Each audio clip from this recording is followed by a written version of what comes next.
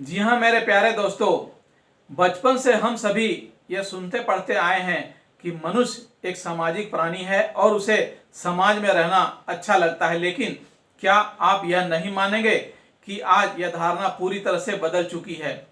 आज की युवा पीढ़ी समाज से बिल्कुल कटती नजर आ रही है। दुनिया समाज को देखने का उनका नजरिया बदल चुका है। ऐसा नहीं है कि यह बदलाव सिर्फ नए लोगों में आया है, बल्कि यह बिखराव तो पिछले कई दशकों से देखने को मिल रहा है। खासकर जब से एकल परिवार का चलन हमारे समाज में आया है, तभी से इस तरह के परिवर्तन हमें देखने को मिल रहे हैं।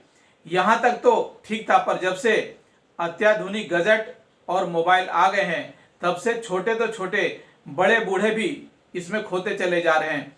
यह ठीक बात है कि लोग अपग्रेड हो रहे हैं, पर यह कहाँ का दस्तूर है कि माएँ अपनी गोद वाले बच्चों को भी मोबाइल में गेम ऐप्स खोलकर इसलिए दे रही है ताकि वह बिजी रहे। अब जरा सोचिए कि वो बच्चा आगे चलकर अन्य लोगों से कितना मेल मिलाप कर पाएगा, जबकि यह देखा गया है कि बच्चों का सर्वांगीण विकास उनके खेलकूद या ग्रुप एक्टिविटीज से ही संभव होता है। बचपन से जिस एकाकी पने से उनकी परवरिश होती है, बाद में चलकर वह एक आदत सी बन जाती है। बड़े होकर भी वह मुश्किल से दूसरों पर विश्वास कर पाते हैं या अपने लिए किसी का भरोसा जीत पाते हैं। सिटी कल्चर या कोऑपरेटिव सोसाइटी में रहने वाले लोग वर्षों तक एक ही गली मोहल्ले या एक ही बिल्डिंग में रहते हुए भी एक दूसरे के लिए अजनबी रहते हैं, जबकि हमारे समाज में ऐसे लाखों लोग होंगे जो आज भी जब अपने गांव शहर जाते हैं तो लोग बाग उन्हें उनके बाप दादाओं के नाम से जानते हैं। फला का बेटा या फलाने का पोता पोती कहकर अपनी आत्मीयता जताते हैं। कहने का गरज यह कि वो कौन से लोग थे जिन्होंने बेशक छोटे या एक सीमित दायरे में ही अपनी एक ऐसी पहचान बनाई जो उनके आज न रहने के बाद भी जिंदा है। यह उनके सामाजिकता का प्रमाण है, जो बेशक उनके बोलचाल तक ही सीमित रहा हो, पर उन्होंने इस रिश्ते को ताउम्र निभाया। ऐसी छोटी सी सोशलाइजिंग के और भी कई बड़े फायदे होते हैं। अपने ही मोहल्ले के एक बुजुर्ग कोहली साहब की बात सुनाता हूँ, जिनकी हमेशा से एक आदत थी कि मोहल्ले के हर छोटे बड़े लोगों से निकलते बढ़ते उनका हालचाल पूछते थे। किसी को अच्छा लगे या बुरा, उनकी यह नमस्ते की आदत प्रचलित थी। लेकिन उनके परिवार वाले भी इस बात को पसंद नहीं करते थे। एक दफा उनके मुंह के अंदर एक गहरा जख्म हो गया।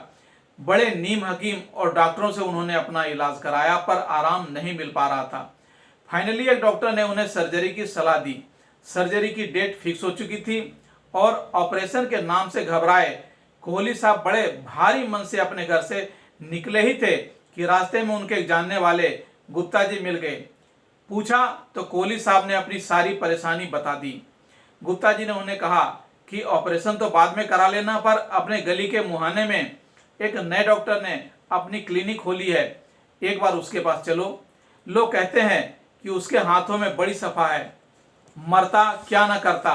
कोहली साहब गुप्ता जी की बात मानकर उस युवा डॉक्टर के पास चले गए और अनमने ढंग से उसकी दवाई ले ली।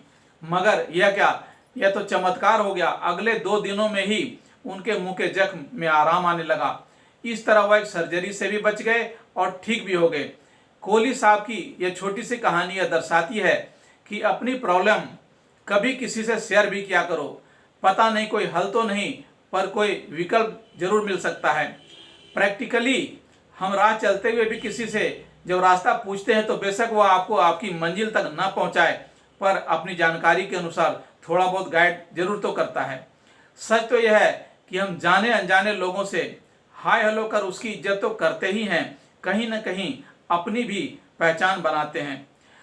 इसलिए लोगों से मिलते रहिए, मिलाते रहिए। पता नहीं कब आपके मोहल्ले के कोई गुप्ता जी या कोहली साहब आपके काम आ जाएं, क्योंकि हर आदमी अपने पूरे जीवन काल में हजारों अनुभवों से गुजरता है। दोस्तों, आज समाज की या किसी भी बिजनेस व्यवसाय की पहली जरूरत है कि कोई ऑलराउंडर व्यक्ति उसे हैंडल करे। और आप खुद भी जानते हैं कि जीवन के खेल में वही सफल है जिसने इसके हर रंग को जिया हो, और यह तभी संभव है जब आप अपने परिवार दोस्तों के अलावा भी समाज के डिफरेंट लोगों के संसर्ग में आए हों, उनके विचार सुने। निश्चय सामाजिक संबंधों का दायरा किसी नुकसान पहुंचाने के बजाय आपके व्यक्तित्व में और भी चार चांद लगाएगा।